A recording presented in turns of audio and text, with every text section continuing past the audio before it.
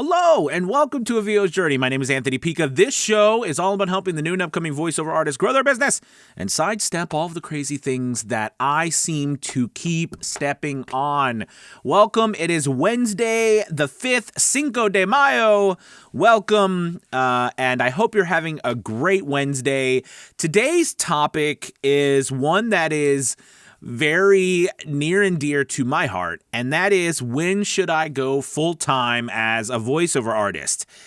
If you followed my journey at all, and you've listened to the podcast, the VO's Journey podcast, many years ago I set the goal to be a full-time voiceover artist. I was working full-time as a teacher, and I was building my business, working from 10 p.m. to 2 or 3 in the morning because that's the time I had available. And I did that for a couple years, and unintentionally, well, somewhat intentionally, but it was unclear at the time when I started my podcast. But I wanted to document that journey, and fortunately, I was able to document what happened and me going full time as a voice actor, voiceover artist in 2019, and living kind of my dream, to this point.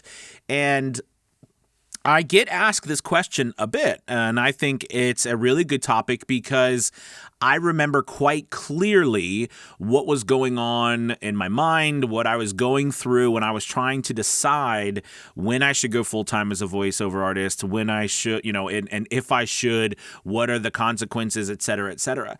And there are lots of things to think about, well, first and foremost, the amount of money that you need to make. And the consistency at which you need to make it. I think we found now that jobs aren't as secure, maybe as we were told when we were younger. Jobs can be taken away just as fast as they can be given to you. But, there is some sort of security in knowing, hey, I'm going to get a paycheck at this, this date, and another paycheck at this date. You know what I mean? There's a feeling. It's a feeling of knowing that you've got money coming. Whereas I think when you go out on your own as a voiceover artist or any small business owner, in general, you get that feeling of what happens if the money doesn't come in. It's not guaranteed anymore. And that's very scary. So I think, something that I was going through at the time as I started growing my business, especially on Fiverr, and, I got to a point where I was making about $2,000 to $3,000 a month. And this was late 2018, early 2019.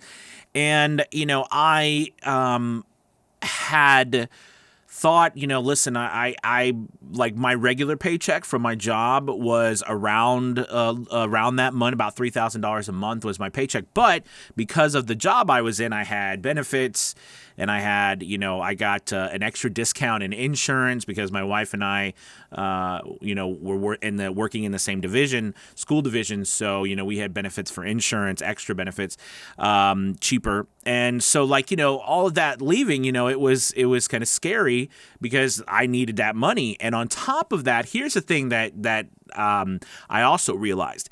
When I was building my voiceover business, I had taken the money that I was making with my voiceover business and kind of added it to my general salary. So, even though I was making about $3,000 a month, I was bringing home that from my regular job.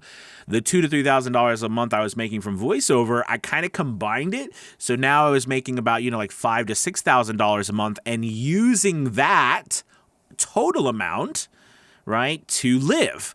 Okay, so it wasn't like I was just replacing at that point $3,000. I really technically needed to replace $6,000. And I think that happens to us because we kind of take what we're making and add it in, to boost a little bit of the quality of life. And we don't necessarily separate them, as much as we should. I know I didn't. So I realized that I couldn't leave, even though I had technically replaced the income. I didn't really replace the income because, we had gotten a different place to live. We needed that $6,000 now a month instead of $3,000 a month. So, it was like, okay, well, crap. I've got to figure out a way to consistently make more money. Okay. And also a way to begin to rely on that income. So as the things I started to do, as I realized is I needed to look around, take a step back, look at my business and see, okay, well, what can I do to increase the revenue coming in? And something I did was I looked back and, I was like, well, there's a lot of people who are, not making a lot of money through their website. So one thing is I was like, okay, so I'm going to push the boundaries on my website. So I started building out a new website and, working really hard to set it up to where people could come through my website and purchase my voiceover services. Right. So that helped grow my business. Then I realized, okay, well, I needed to get on different platforms. So I started getting on different platforms. I started trying to get money from other sources. So then I started to grow my voiceover business. Then the big change came when I really switched over to I didn't switch over, but it was more like I was in my booth one day and I was trying to figure out, how can I get more voiceover work? I'm getting this amount of voiceover work, and I started to do a little bit of research of what, people were actually selling, not their demos, but what people were buying. And I started doing research on that and listening, and I realized that, and for males, for men, the type of delivery that I was giving was not the type of delivery that a lot of people were buying. So and me being an actor and doing that for most of my life, I switched the styles of some of my voiceovers.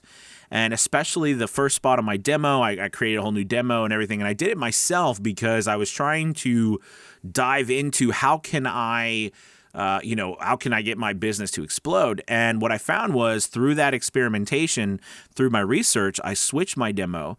And that was one of the best decisions I think I ever made because my voiceover business exploded because people started hiring me, all right, for a different style of voiceover that I had not previously done.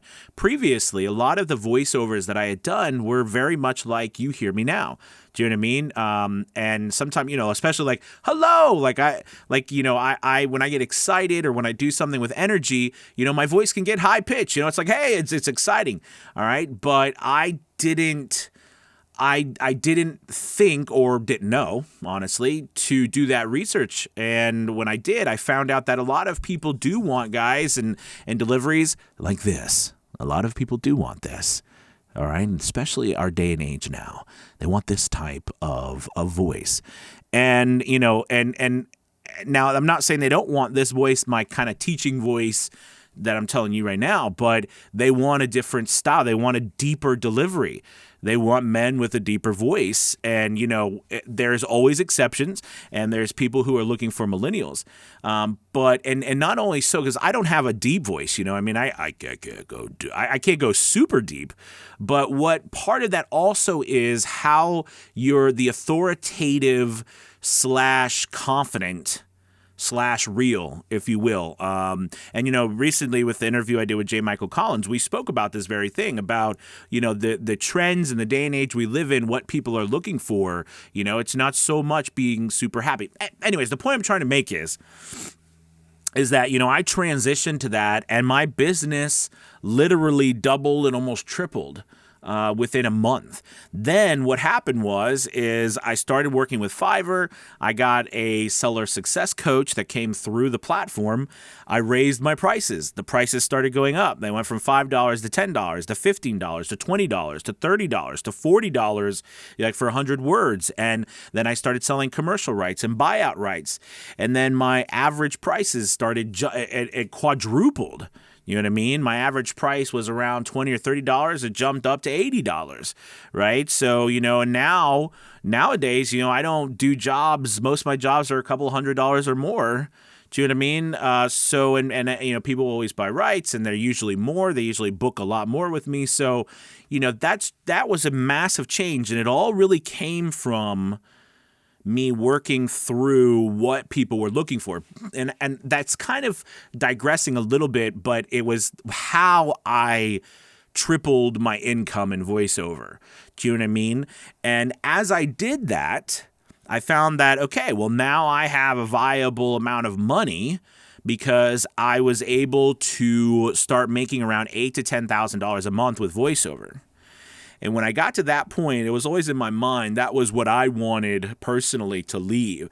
I always felt like I needed to replace not only my money I was making with my job, but also the money that I was making with voiceover. So I needed to double that in order to feel confident that money would be coming in and that even I could take a 50% hit and still make the money that I at least made from my job. You know what I mean? So that was the kind of thing that happened. And then as I did that, I realized also that people, right, were interested to learn how I did things and what was going on. And, I've been a teacher. Teaching and acting have been my life. So, it was really exciting to me to start helping people out. And that wasn't the original plan, especially if you listen to my podcast. But that kind of came about and added on later on into my business. But what I did to go full time was, get my income up to about $8,000 to $10,000. Now, this could vary. I mean, you might be making only $3,000 a month and you just need to replace $3,000 a month. Or maybe you're making, $5,000 a month and you need to replace $5,000 a month. I work with a lot of people who we have these goals, right, to get to a certain place, and they're great goals, and we should go after them. Especially like if it's like, okay, I want to make $8,000, I want to make $7,500 a month. You know what I mean? And that's my goal. That would be the pie in the sky goal, and that's great. Do you know what I mean? You should go for it. Should you wait till you make that money to leave your job? Well, that depends, right? That depends, and it depends on this. And I'll leave you with this thought. When I was in my job, I didn't necessarily treat my business as much as a business as I should have. It was more of just a side hustle. And that's okay. But as my business grew, I really had to make the shift in my mind to say, listen, this is a business, and in my mind, a big business, right? You have to put that in your mind. So that means I've got to treat it like a business. I have to treat it like there's taxes. I have to treat it like it's a art structure. I have to treat it like there's a schedule. I have to treat it like there are things that need to happen, ways I need to organize, numbers I need to have. I need to have a bookkeeper. I need to have things that quite frankly, the places I've always worked at, have as well, right? My business needs to have that. And I feel like if you want to really be in a place where you feel confident, all right, that you can leave your job and things can keep going, you have to have those systems set up. I'm not saying you have to hire other people, but you should have at least those systems set up. There should be your financial systems, your marketing systems, all right, your technical systems. All of that should be set up and ready for you to go, and you know where your income is coming from, and you, to some extent, can generate that on a monthly basis. That doesn't mean we don't need to grow. All right. But I think and here's something that it's hard to do right before you leave. And I'll stop talking. I'm on a roll here. But I think you find out as you go through this and as you get more confident over the time. I mean, you have to leave your job first, but you get more confident in yourself, meaning like you get more confident in yourself to say, listen, if I do X amount of work, I do this and I find out. I think that's the key. You need to find out for yourself where you feel comfortable when it comes to making money. Like I can generate this. I can do this and this and this, and it will generate that. If you still feel that you are up in the air about, I don't know if that'll, it could change next month. I don't know. Now, that doesn't mean it won't change. I mean, it doesn't mean everybody doesn't have those worries, but, you've got to get to that point where you feel confident in yourself and your abilities. And when you do that, I think sky's the limit. Okay. Thank you guys so much for watching. I know I went off a little bit, maybe over on time that I wanted to today, but hopefully this was really helpful. Thank you for that question again. And, follow your heart. There is a moment in time where you just have to go for it. Everything is never going to be perfect. Okay, but sometimes you just got to go for it. But make sure that you can still afford to support your family and yourself and food and everything like that. So that's a must. All right, you guys. Thank you. Please make sure you like and subscribe. I really appreciate all the support you guys are giving me. And as always, head over to VOsJourney.com to check out some more information on helping you grow your voiceover business and all that jazz. All right, guys. Talk to you soon. Have a good Wednesday. See you later. Goodbye.